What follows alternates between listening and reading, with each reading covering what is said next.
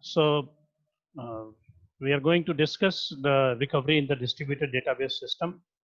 But before that, we must know that what is distributed database system, which is a collection of multiple databases which are distributed on the different sites, and they are being connected through the computer networks.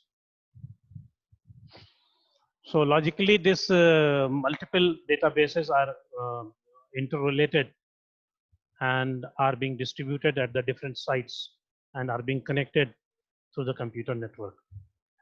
And the distributed database management system is a software which will be managing the uh, distributed databases, and it also provides like a mechanism uh, that makes the distribution transparent to the particular user. From suppose, meaning thereby, the suppose a user wants to access any database, he must not be able to know that from which site the information is coming, which database it is accessing. So uh, if the system is going to fail or there is some fault, then how to recover, the how recovery is being done in the distributed database system. Now, as far as the recovery in the centralized DBMS system is concerned, it is more easy because it is concentrated to a particular site, particular system itself. But since the distributed database management system is a system in which the different databases which are interrelated, logically interrelated to each other, are distributed at a different places, then how to do the recovery, it is difficult in the distributed database management system. Now, the reasons of this difficulty which is being faced for the, as far as the recovery is concerned, that the different kinds of the failure can arise. There may be chance of the communication link to failure. There is a chance that the remote site is going to failure, which is executing some transaction which is initiated by the other site. So the problem here is that how to identify that what kind of failure has occurred and how to recover from that failure. But one thing is very sure, that whatever are the sub transactions which are being executed at the different sites, all the sub transactions of a particular given transaction, it must be either commit or none is going to commit, because this kind of property is going to give the guarantee, despite that we have a combination of the sites, and it is also possible that link through which the different sites are connected are going to be failure.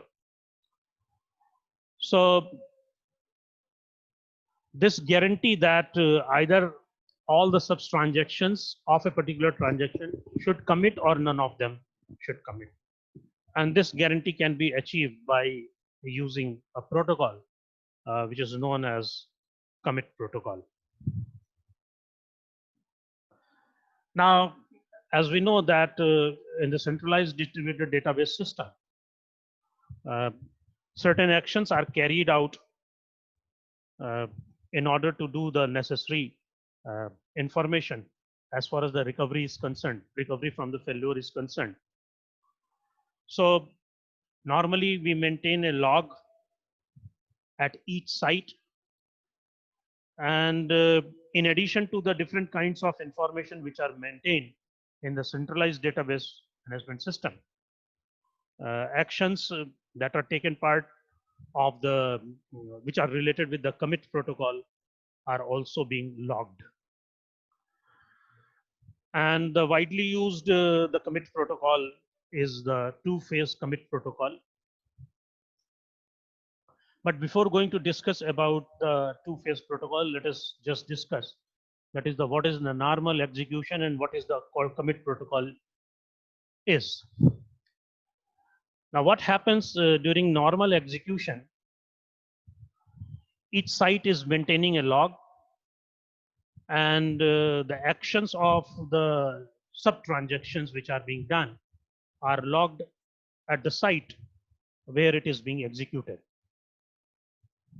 So the regular logging activity is carried out, uh, as well as a commit protocol is followed to ensure that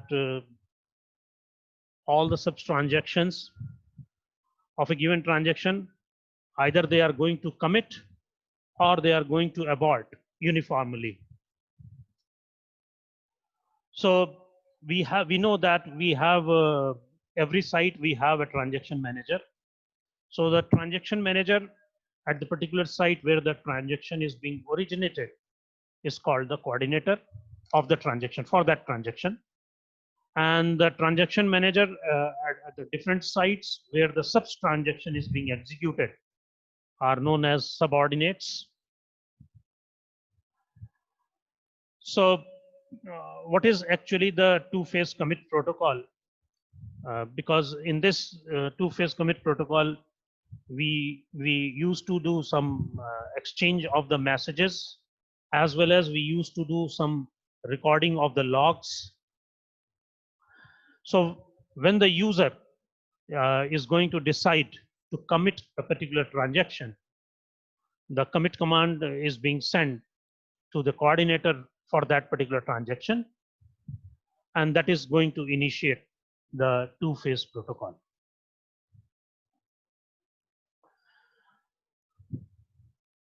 Now, whenever it is being initiated, the coordinator is going to send a prepare message to each subordinates which are expected to execute the sub transactions. So when a subordinates are going to receive, when the subordinate receives this prepare message which is sent by the coordinator, it decides that whether it has to commit or it has to abort its sub transaction. Now, so in order to take the decision, it forces writes an abort or prepare the log record, and then it sends a message in the form of a yes or no to the coordinator. Now, this preparing the log record is not used in centralized DBMS, but it is being used and in the form of a unique technique for the distributed commit protocol. Now, if the coordinator is going to receive yes message from all the subordinates, it forces writes a commit log record and then sends a commit message to all subordinates. But this will happen until unless the coordinator is going to receive yes message from all the subordinates. Because if it receives even one no message, if any subordinate has sent no, or it is not going to receive any kind of a response from few of the subordinates in a specified time interval, it forces writes an abort log record, and then it sends the abort message to all the subordinates. So therefore, for committing, it is necessary that the coordinator must have received yes message from all the subordinates. And if anyone is going to fail, or it is not going to receive the prepare message, so that it cannot respond. So it will wait for a few time, whatever is the specified time interval, and if it is so, it is going to abort. So when a subordinate is going to receive an abort message, it is going to force writes on the abort log record and sends an acknowledgement message to the coordinator and aborts the sub transaction. But when a subordinate receives a commit message, it is going to commit the subtransaction. And after the coordinator has received this acknowledgement message from all the subordinate, it writes an end log record for the transaction. So this is all about the two-phase commit protocol, and the name, as mentioned as two-phase commit, it is going to reflect the fact that that two rounds of the messages are being exchanged. First, you can call it as a voting phase, and the last one, the second one, is the terminating phase, and both the phases are being initiated by the coordinator. So the basic principle behind these two phases is that any of the transaction manager which is involved, means the transaction manager which are involved with the subordinate, or the transaction manager which is involved with the coordinator, all these transaction manager can unilaterally abort a transaction, whereas there must be an unanimity to commit a transaction. So as far as the abort is concerned, it can be done unilaterally by any transaction manager, but for committing a transaction, unanimous decision must be taken. So when a message is sent in two-phase protocol, it signals a decision of the sender, whomsoever is sending the message. So in order to ensure that this decision is going to survive, his decision survives a crash at that sender site, a log record describing the decision is always forced to be stored in the stable storage before the message is being sent, so that whenever it is going to crash and whenever it recovers, with the log record, it will be able to know that what last operation it has done. So a transaction is committed at the time when the coordinator's commit log record reaches the stable storage, and subsequent failures at that particular moment of time is not going to affect the outcome of the transaction, because it is irrevocably committed. So the log records which are written to the record, the commit protocol action, contains the type of the record, the transaction ID, as well as the identity of the coordinator. And the coordinator's commit or the abort log record also contains its identity, contains the identity of itself as well as its subordinates. So what happens after any site which is going to fail or going to restart? So when a site revives itself through the certain recovery scheme, so when it comes back after a crash, it normally recovery process is being invoked, and that is going to read the log and the processes, all transactions that were executing the commit protocol at the time of the crash.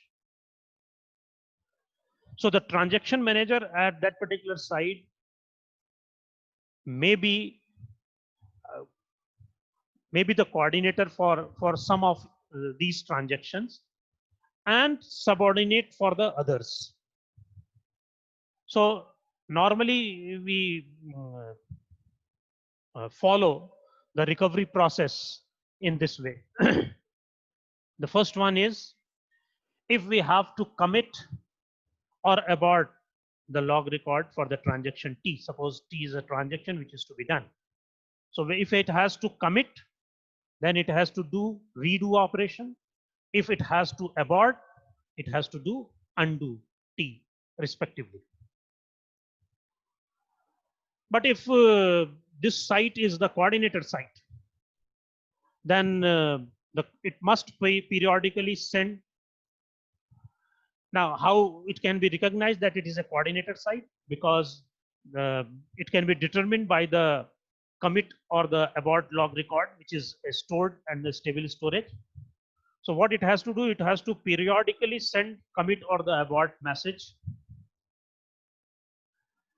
to each of the subordinate until it is going to receive the acknowledgement.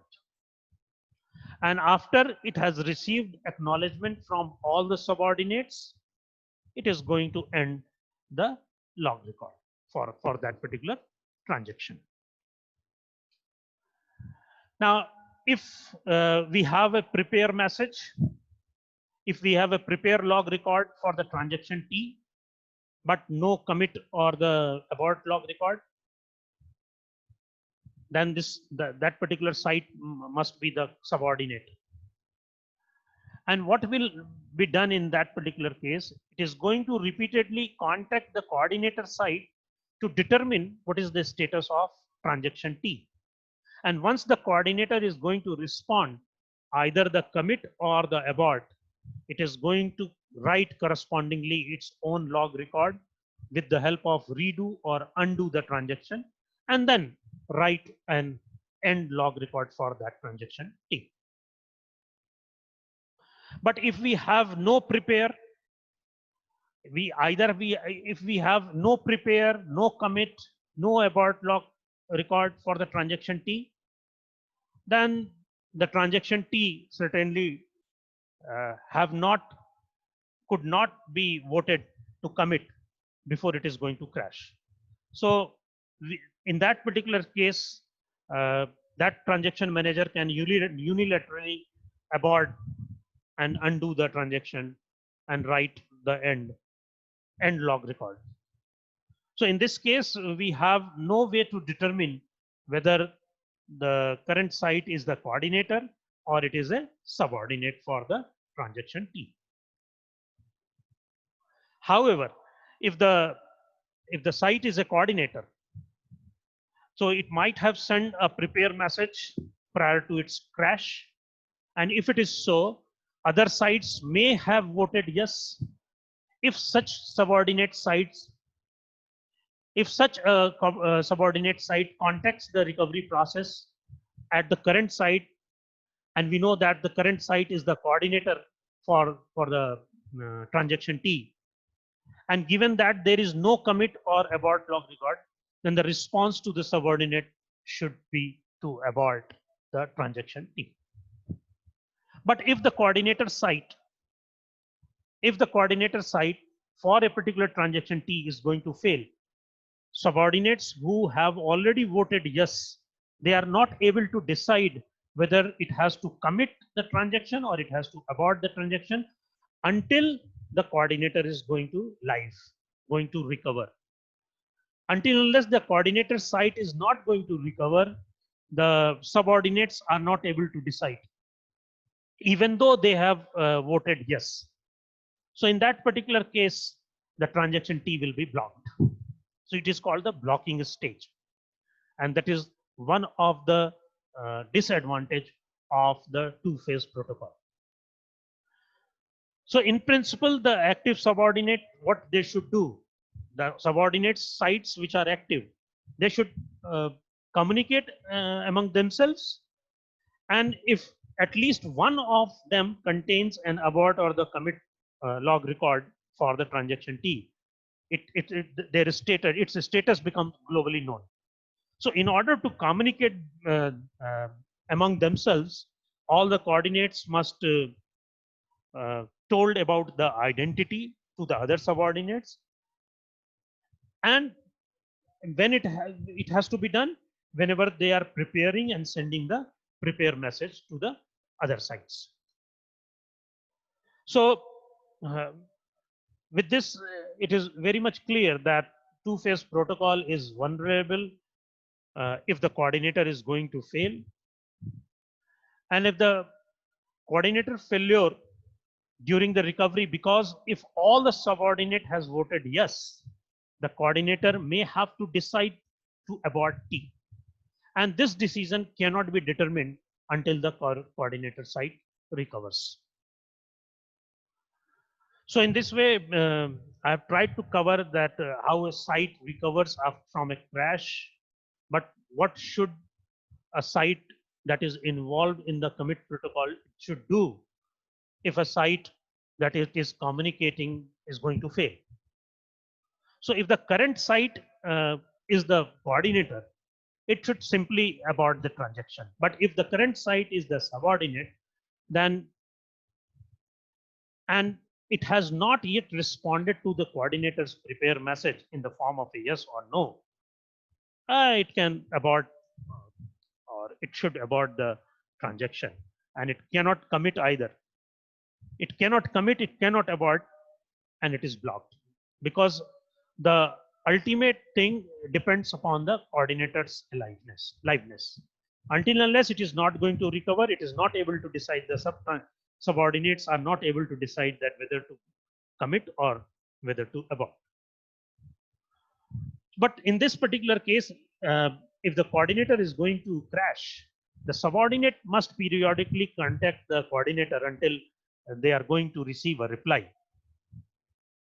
And whenever the coordinator is going to live, and before its crash, if it is commit or the abort, whatever is being recorded in the log is being given the message to the subordinate whether it has to commit or it has to abort. So this is about the two-phase protocol.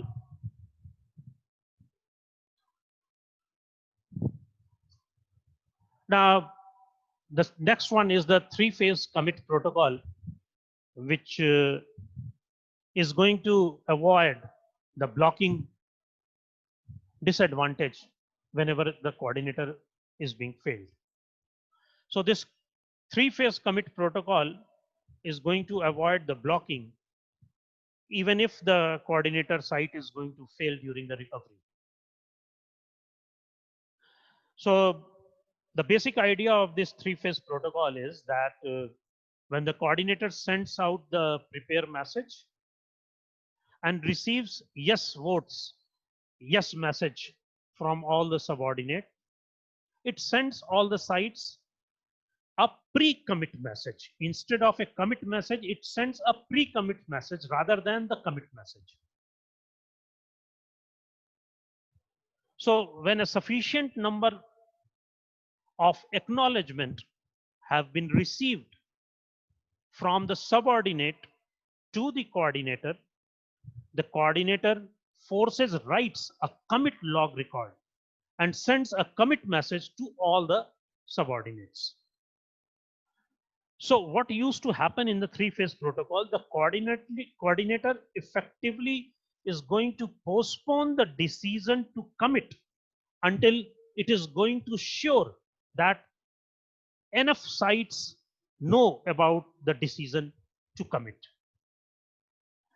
And at that moment of time, if the coordinator subsequently fails, these sites can communicate with each other and detect that the transaction must be committed or aborted. If none of them have received the pre-commit message, without waiting the coordinator to recover, they will going to abort. So this is about the three-phase protocol. But this three-phase protocol is normally not used in practice because it is imposing a significant additional cost during the normal execution, as well as it requires communication link. It requires that the communication link failures do not lead to the network partition, wherein some of the sites cannot be reached from some other sites through a certain path. So in order to ensure the freedom from blocking, the subordinates are going to communicate with each other, but it is going to impose an additional cost because there are chances of the communication link failure in between the sites which are going to communicate with each other. And that is the reason why the three-phase commit protocol is not used in practice, but two-phase protocol is often used. So this is about the recovery in the distributed database system. Now the next one is the fault tolerance as well as the issues. We know that the system, the distributed system which has been designed, it should be designed to avoid any kind of fault. It should be fault tolerant. And this can be done by implementing two different approaches, two different ways. The first way is that the system should mask the failures. And the second may be that it should exhibit a well-defined failure behavior in the event of the failure. So when the system is designed to mask the failure, it continues to perform its specified function even if the failure has occurred. Even if the failure has occurred. So the meaning of this masking of the failure that it will perform its function even the failure has occurred. But in case of well-defined behavior, a system which is designed for behaving in a well-defined manner, it may or may not perform its specified function in the event of failure. However, it is going to facilitate the actions which is suitable for the recovery.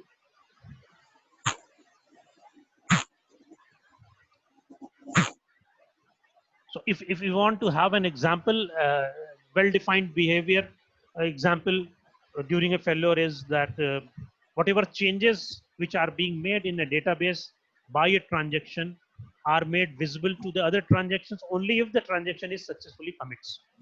And if the transaction is going to fail, the changes, whatever is being done to the database by the failed transaction are made visible to the other transaction, are not made visible.